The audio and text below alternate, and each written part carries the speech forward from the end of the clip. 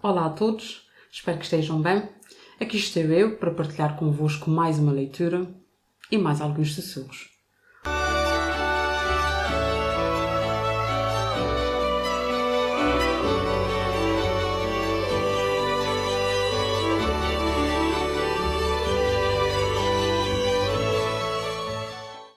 O meu nome é Malvina Sousa e neste espaço, quando os livros sussurram, procuro partilhar convosco escritos, sejam eles textos, excertos ou obras, que de algum modo me sussurram algo e, por isso, lá está, creio que faz todo o sentido partilhar convosco na esperança de que vos aconteça o mesmo. Assim sendo, a partilha de hoje é um texto do qual gosto particularmente e que acho tremendamente belo, já perceberão porquê. Trata-se de Carta para Josefa, minha avó, do José Saramago, do livro Deste Mundo e do Outro. E começa assim. Tens 90 anos. És velha, dolorida. Dizes-me que foste a mais bela rapariga do teu tempo e eu acredito. Não sabes ler. Tens as mãos grossas e deformadas, os pés encurtiçados.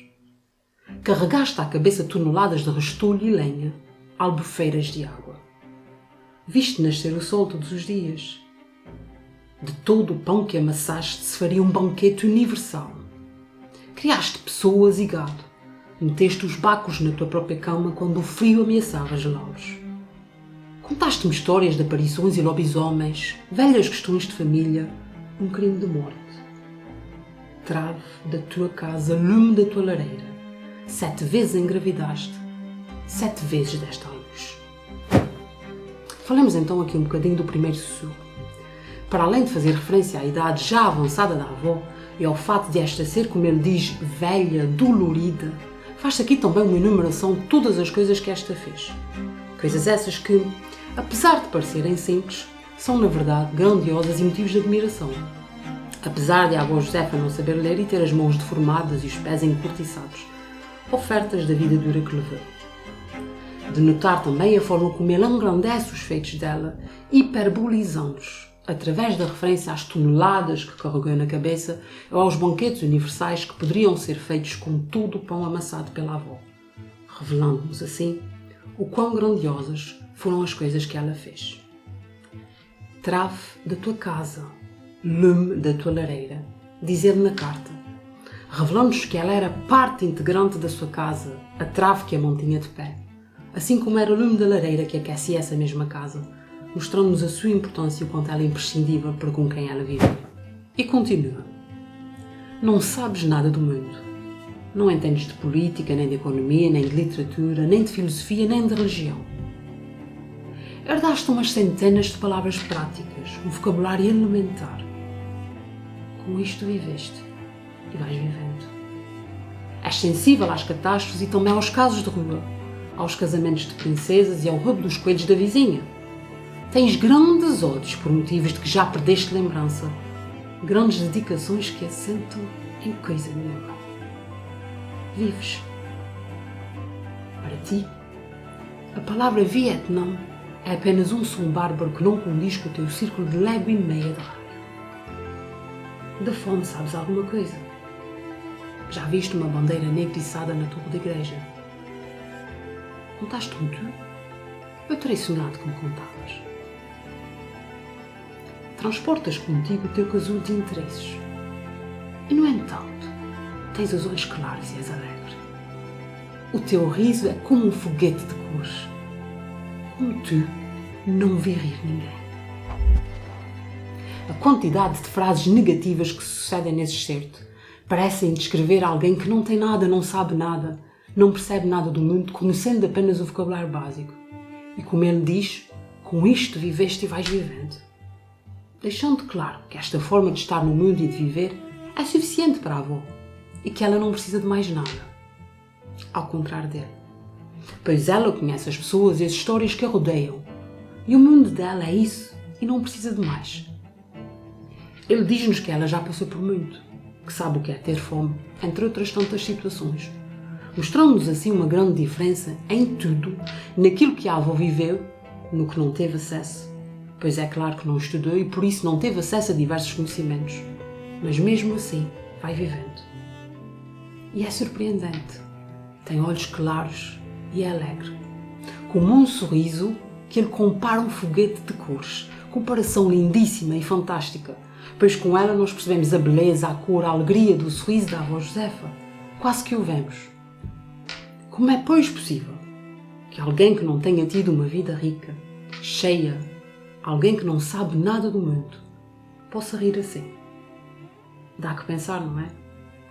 E dá que pensar em muitas outras coisas. Nas aspirações das pessoas, nas ambições, mas também naquilo que, dependendo da altura ou do meio em que nós nascemos, a vida nos oferece. E se nós nos resignamos ou não com isso, e porquê? Não posso deixar de salientar aqui também o fato de ter pensado nas vidas diferentes que levam as diferentes gerações e como, de fato, o modo de viver dessas gerações tem tantas coisas distintas e por vezes incompreensíveis, seja para os mais novos, seja para os mais velhos. Fez-me também pensar em como nós somos fruto e consequência da altura em que vivemos. Adaptamos ao que a vida nos dá, desejando e ambicionando mais ou menos, exatamente conforme os caminhos que a vida nos coloca à frente. Para a avó Josefa, o que a vida lhe deu, o que ela viveu, é a felicidade que ela conhece. Mesmo sendo velha, como ele diz, não sabendo ler, não sabendo nada daquilo que para as outras gerações é um dado adquirido. Para quem escreve a carta, fruto de outra vida e de outra geração, isso é incompreensível. Estou diante de ti e não entendo. Sou da tua carne e do teu sangue, mas não entendo. Vieste a esse mundo e não curaste saber o que é o mundo. Chegas ao fim da vida e o mundo ainda é, para ti, o que era quando nasceste. Uma interrogação, um mistério inacessível. Uma coisa que não faz parte da tua herança. 500 palavras, um quintal que em 5 minutos se dá a volta, uma casa de talhavão e chão de barro. Aperto a tua mão calosa, passo a minha mão pela tua face enrugada e pelos teus cabelos brancos, partidos pelo peso dos carregos, e continuo a não entender. Foste bela, dizes, e bem vejo que és inteligente. Por que foi então que te roubaram o mundo? Quem te roubou? Há aqui várias frases e perguntas que me dão que pensar. A começar, o fato de ele, mesmo sendo da mesma carne e do mesmo sangue que ela, como ele diz, não perceber porque é que a avó não procurou saber mais, não procurou conhecer mais do mundo. E agora, estando mais velha, mesmo estando no fim da vida, ela não sabe muito mais do que aquilo que sabia antes. Para ele, sendo de outra geração com acesso a tantas coisas, é normal que isso lhe faça confusão. Depois, a pergunta que surge como um murro no estômago. Por que foi então que te roubaram o mundo? Quem te roubou? Que confessa perceber que ela não é a culpada de não ter tido acesso a mais, de não saber mais. Apenas lhe foi dado aquilo que no tempo dela, no meio dela, era possível. E quem se culpa então neste contexto? Note-se que ele diz perceber que ela é inteligente. Então, como é possível que a vida não lhe tenha dado mais? E que a avó, assim sendo, não tenha conquistado mais? E será que ela queria? Precisava desse mais? Ou será que afinal, esse mais de fato, só é pedido e desejado pelo neto? Há outra coisa que me chama a atenção aqui, que ele diz, mas disto talvez entenda eu, e dir-te-ei como, o porquê e quando soubesse escolher das minhas inumeráveis palavras as que tu pudesses compreender. Já não vale a pena. O mundo continuará sem ti e sem mim. Não teremos dito ao outro o que mais importava. Não teremos realmente? Eu não te terei dado porque as minhas palavras não são as tuas, o mundo que te era devido. Fico com esta culpa de que não me acusas, e isso ainda é pior. Mas porquê, avó? Porque te sentas tu na soleira da tua porta, aberta para a noite estrelada e imensa, para o céu de que nada sabes e por onde nunca viajarás, para o silêncio dos campos e das árvores assombradas, e dizes, com a tranquila serenidade dos teus 90 anos e o fogo da tua adolescência nunca perdida. O mundo é tão bonito e eu tenho tanta pena de morrer. É isso que eu não entendo, mas a culpa não é tua. E aqui, o neto refere que mesmo que quisesse explicar coisas à avó, dar-lhe o mundo a conhecer, ela não perceberia, porque as palavras que ele usaria não são as mesmas que ela conhece. E assim, ele vai partir sem conhecer o mundo que, tal como ele diz, lhe era devido.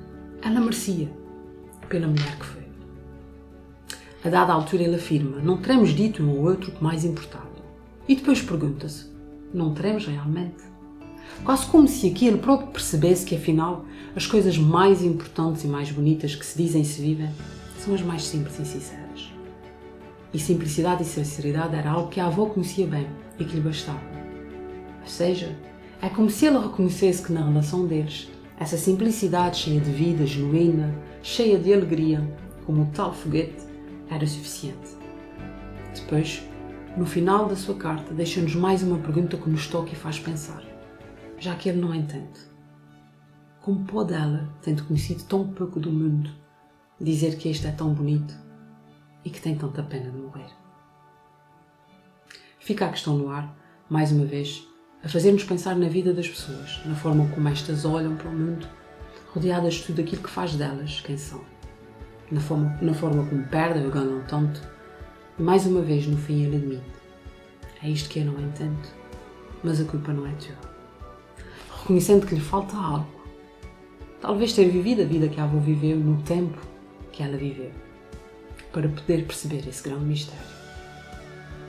Este é de fato um texto muito profundo e bonito que me sussurra tanta coisa. Poderia ficar aqui mais tempo a falar de tantos outros sussurros, mas deixo o resto convosco. Falemos, pois, um bocadinho do seu escritor José Saramago. Nasceu em 1922 na aldeia de Azinhada. Autor de vários títulos e de obras marcantes, como o Memorial de Convento, Caim, O Ano da Morte de Ricardo Reis, ou o Evangelho segundo Jesus Cristo, o Ensaio sobre a Cegueira, Todos os Nomes, A Viagem do Elefante, obras traduzidas em todo o mundo. Vencedor do Prémio Nobel da Literatura, em 1998, e de muitos outros prémios. Saramago morreu em junho de 2010, mas a sua obra, felizmente, continua viva. Antes de vos deixar, gostaria de dedicar este texto a todas as avós, por todos os sussurros já aqui referidos, mas também por ser tão bonito e inspirador, e porque acredito que o título desse texto poderia facilmente adaptar-se a outros nomes, como Carta para Ana, minha avó, a Carta para Maria, minha avó, já que acredito que conseguimos reconhecer muitas das características das nossas avós no mesmo. Espero que tenham gostado e despeço-me prometendo voltar na próxima quarta-feira para mais um momento de partilha. Até lá, não se esqueçam, é importante estarmos todos atentos, porque os livros sussurram.